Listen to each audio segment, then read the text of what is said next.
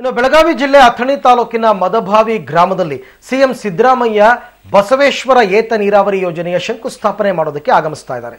ಈ ಹಿನ್ನೆಲೆಯಲ್ಲಿ ಗ್ರಾಮದಲ್ಲಿ 30ಕ್ಕೂ ಹೆಚ್ಚು ಅಂಗಡಿ ಮುಂಗಟ್ಟುಗಳನ್ನು ಪೊಲೀಸರು ಬಂದೋಬಸ್ತ್ ನೆಪವಾಗಿ ಬಂದ್ ಮಾಡಿಸಿದ್ದರಿಂದ ವ್ಯಾಪಾರವೇ ಇಲ್ಲದೆ ಅಂಗಡಿಗಳ ಮಾಲೀಕರು ಕಂಗಾಲಾಗಿದ್ದಾರೆ. ಗ್ರಾಮದಲ್ಲಿನ ಕಿರಾಣಿ ಅಂಗಡಿ, ರಸಗೊಬ್ಬರದ ಅಂಗಡಿ, ಹೋಟೆಲ್, ಪಾನ್ ಬೀಡ, ಕ್ಷೌರದ ಅಂಗಡಿ ಸೇರಿದಂತೆ 30ಕ್ಕೂ ಹೆಚ್ಚು ಅಂಗಡಿಗಳನ್ನು ಬಂದ್ ಮಾಡಿಸಿದ್ದಾರೆ. ಹೀಗಾಗಿ ವ್ಯಾಪಾರವೇ ಇಲ್ಲದೆ ಅಂಗಡಿ ಮಾಲೀಕರು ಕಂಗಾಲಾಗಿದ್ದಾರೆ.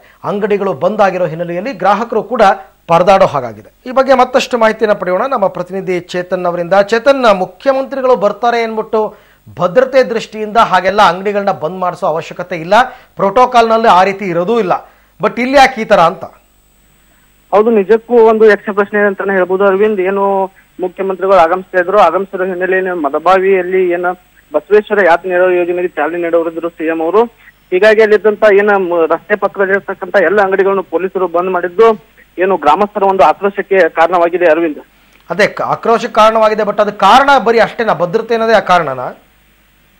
ಹೌದು ಅರವಿಂದ್, ಏನು ಇಲ್ಲಿ ಗ್ರಾಮಸ್ಥರಿಗೆ ಪೊಲೀಸರು ಏನು ಇಲ್ಲಿ ಟ್ರಾಫಿಕ್ ಆಗುತ್ತೆ, ಇದರಿಂದ ಸಿಎಂ ಏನು ಹೋಗುತ್ತೆ, ಕಾನೂನು ಇರುತ್ತೆ, ಕಾನೂನಲ್ಲಿ ಸಮಸ್ಯೆ ಆಗುವ ಅನ್ನೋ ದೃಷ್ಟಿಯಿಂದ ಬಂದ್ ಮಾಡಿ ಅಂತ ಹೇಳಿ ಕೆಲವೊಂದು ಪೊಲೀಸರು ವಿನಂತಿ ಮಾಡಿಕೊಂಡಿದ್ರು ಮೊದಲು. ನಂತರ ಅಂಗಡಿಗಳನ್ನ ಬಂದ್ ಮಾಡದೇ ಇರೋ ಸಂದರ್ಭದಲ್ಲಿ ಕೆಲವೊಂದು ಪೊಲೀಸ್ ಅಧಿಕಾರಿಗಳು ಬಂದು ಒತ್ತಾಯಪೂರ್ವಕವಾಗಿ ಅಂಗಡಿಗಳನ್ನು ಬಂದ್ ಮಾಡಿದ್ದಾರೆ.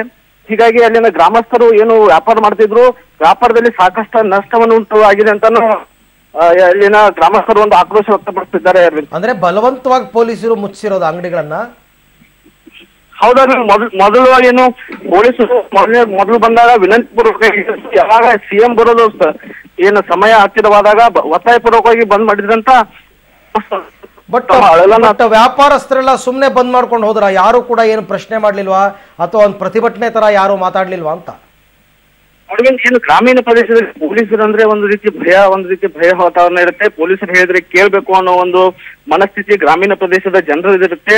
ಹೀಗಾಗಿ ಒಂದು ಸಾಕಷ್ಟು ಜನ ಪೊಲೀಸರು ಇಲ್ಲಿ ಭದ್ರತೆಗೆ ಆಗಮಿಸಿದ್ದಾರೆ. ಹೀಗಾಗಿ ತಂಡವಾಗಿ ಪೊಲೀಸರು ಬಂದ್ ಮಾಡಿ ನಿಮ್ಮ ಅಂಗಡಿಗಳನ್ನ ಬಂದ್ ಮಾಡಿ ಅಂತ ಹೇಳಿದ ಕಾರಣ ಗ್ರಾಮಸ್ಥರು ಯಾವುದೇ ಏನು ಒಂದು ವಿರೋಧ ಇಲ್ಲದೆ ಅಂಗಡಿಗಳನ್ನ ಬಂದ್ ಮಾಡಿಕೊಂಡಿರೋದು ಒಂದು ಸಂಗತಿ ಅಂತಾನೆ ಹೇಳ್ಬೋದು Arvind. Okay Chetan, thank you.